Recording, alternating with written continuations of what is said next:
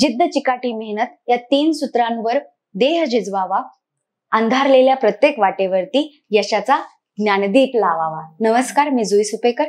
आपल्या या ज्ञानदीप अकॅडमीच्या युट्यूब प्लॅटफॉर्मवर आपलं स्वागत आहे. ठीक आहे. तर आता काय बघतोय आपण की युपीएससी मेन्स साठी जे काही प्रश्न येतात ते कसे सॉल्व्ह करावेत, त्यांची उत्तराची कशी रचना करावी हे आपण बघणार आहोत. तर त्याच्यासाठी इंटरनल सिक्युरिटीचा क्वेश्चन घेऊया.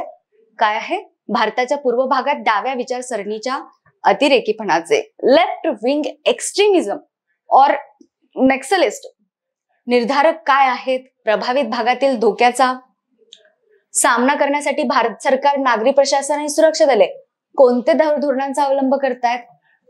किती प्रश्न विचारले बघा. भारताच्या पूर्व भागात डाव्या विचारसरणीच्या अतिरेकीपणाचे म्हणजे काय? Left wing extremism. तर एक लेफ्ट विंग एक्स्ट्रीमिझम काय आहे? लेफ्ट विंग एक्स्ट्रीमिझम बेसिकली काय आहे? डाव्या विचारसरणीचे अतिरेकीपणाचे म्हणजे काय? नक्षलवाद. त्याला दुसरंच नाव आपण काय दिलंय? नक्षलवाद और लेफ्ट विंग एक्स्ट्रीमिझम. त्याचं निर्धारक काय आहे? निर्धारक काय आहे म्हणजे त्याचं बेस काय आहे? ते कशापासून जन्माला आलं आणि त्याला कोण सपोर्ट करतं? ठीक आहे. प्रभावित भागातील धोक्याचा सामना करण्यासाठी भारत सरकार आता याच्यासाठी काय काय उपाययोजना करतात?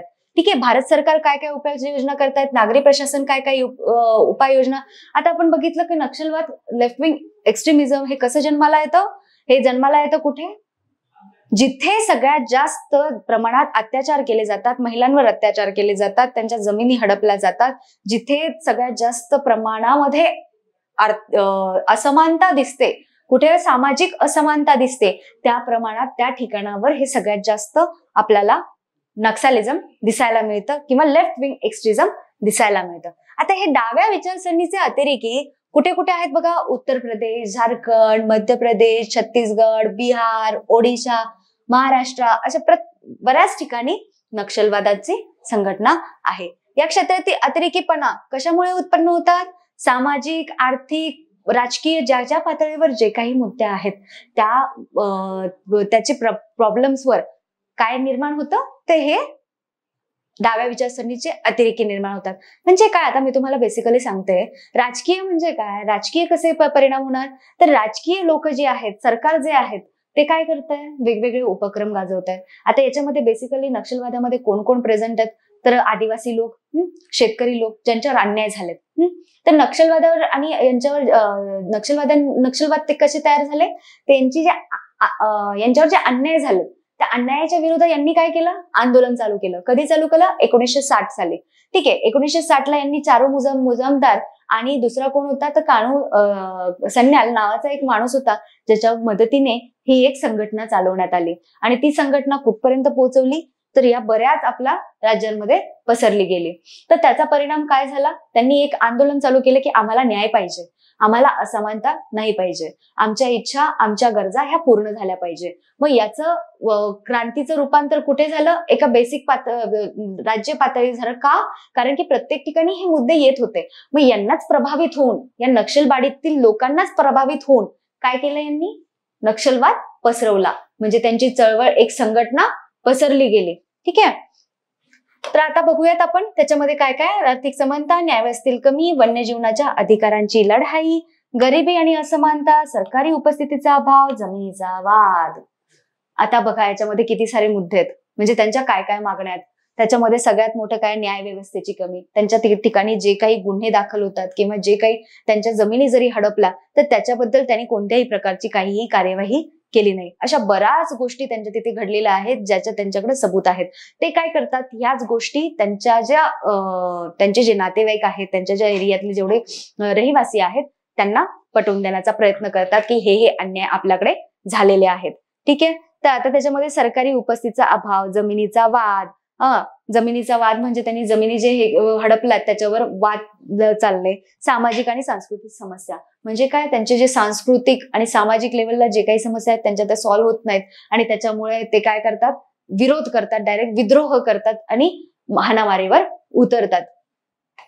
ठीक आहे. आता बघूयात धोरणे काय आहेत. भारतीय सरकारने, नागरी प्रशासनने खूप सारी धोरणे अंमलबजावणी केली धोरणांवर, पण कोणती कोणती आहेत ती? ग्रामीण विकास म्हणजे काय, आपला जो ग्रामीण भाग आहे त्याच्यावर बऱ्याच ठिकाणी विकास केलाय, तिथे पाणी पोहोचलंय, तिथे रस्ते झालेत, पुन्हा त्यांना पाणी तर दिलंच आहे, पुन्हा आपण त्यांना काय केलंय तर वैद्यकीय सुविधा पण प्रोव्हाइड केलेल्या आहेत, आपण तिथे शाळा पण बांधलेल्या आहेत, जिल्हा परिषद वगैरे वगैरे, ह्या पण गोष्टी आपण बघितलेल्या आहेत. सरकारने बेसिकली बेसिक पातळीवर खूप जास्त प्रोव्हाइड करण्याचा प्रयत्न केलेला आहे.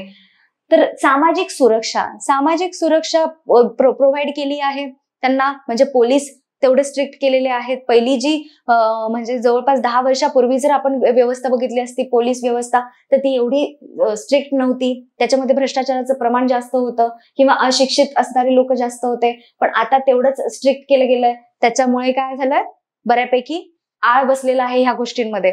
तर शिक्षण आणि प्रशिक्षण म्हणजे काय, त्यांनी वेगवेगळ्या ठिकाणी जाऊन जिथे वादाचं प्रमाण जास्त आहे त्या एरियामध्ये जाऊन त्यांना शिक्षण देण्याचा किंवा प्रशिक्षण देण्याचा प्रयत्न केलाय. त्यांना चूक आणि बरोबर याचं मुद्दे पटवण्याचा प्रयत्न केलाय.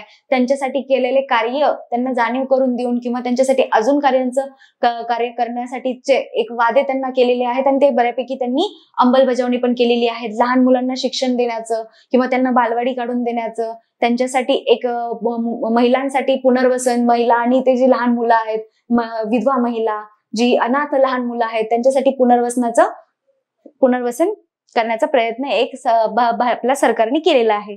तंत्रज्ञान आणि तंत्रज्ञान म्हणजे काय, आता त्यांनी आपला मोबाईल टावर्स वगैरे बांधलेले आहेत बऱ्याच ठिकाणी.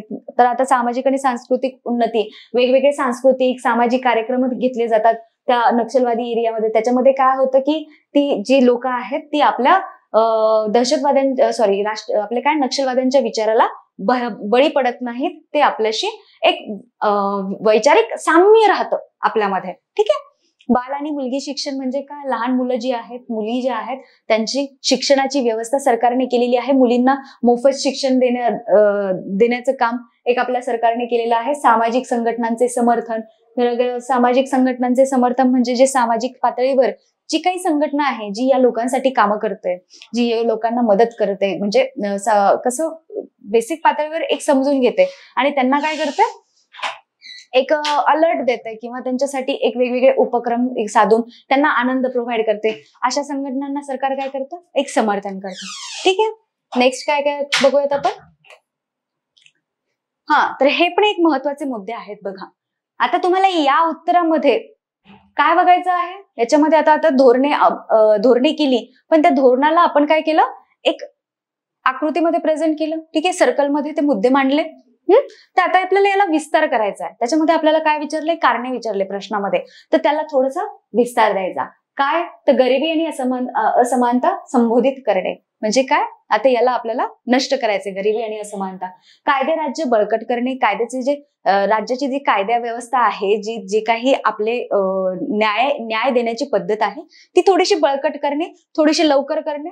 म्हणजे त्याला 10-10, 15-15 वर्ष नाही लावणे, 1-2 महिन्यामध्ये प्रत्येक गुन्ह्याचा निकाल हा लागावा, यासाठी प्रयत्न करणे. पर्यायी विकासाला चालना दिले आणि समुदायांसोबत गुंतणे. जे काही समुदाय आहेत अशा प्रकारचे, अशा विचारसरणीचे, यांच्यामध्ये काय केलं पाहिजे की आपले जे जासूस आहेत किंवा अशा व्यक्ती, जसे त्यांचेही व्यक्ती आपल्या समाजात मिसळतात का, तर त्यांना खबर असावी की इथे काय घडतंय, तिथे काय घडतंय, त्यानुसार त्याचा ते फायदा घेतात. त्याचप्रमाणे आपणही अशा गोष्टींचा एखादा व्यक्ती त्यांच्या ठिकाणी मिसळून त्यांच्या हालचालींवर नजर ठेवून त्यांना याच्यातून बाहेर काढू शकतो किंवा त्यांच्या चळवळ, त्यांच्या जी संघटना आहे त्याच्यात घुसून त्यांचे विचार बदलण्याचा प्रयत्न करू शकतो. ठीक आहे. तर सुरक्षा प्रदान करणे, ह्या लोकांना ज्या आहेत त्यांना नक्षलवादी जिथे राहतात तिथे काय असते, दहशत असते. म्हणजे काय, त्यांना भीती असते आणि त्याच्यामुळे ते त्यांच्या मागण्यांना बळी पडतात, त्यांचं म्हणणं त्यांना ऐकावं लागतं. त्या लोकांना सुरक्षा प्रदान करणे, विश्वास देणे. ठीक आहे. आता बघा, steps taken by the government. आता गव्हर्नमेंटनी काय काय स्टेप्स घेतलेत. वन हक्क कायदा आणला होता सरकारने.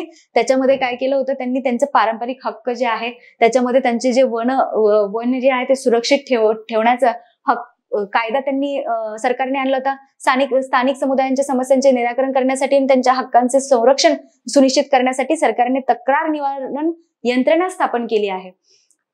तक्रार निवारण म्हणजे तिथल्या त्या बेसिक्स पातळीवर त्यांची जी भांडणं आहेत किंवा जे काही मुद्दे आहेत ते त्या बेसिक पातळीवर सॉल्व्ह होतील याचा प्रयत्न सरकारने केला आहे.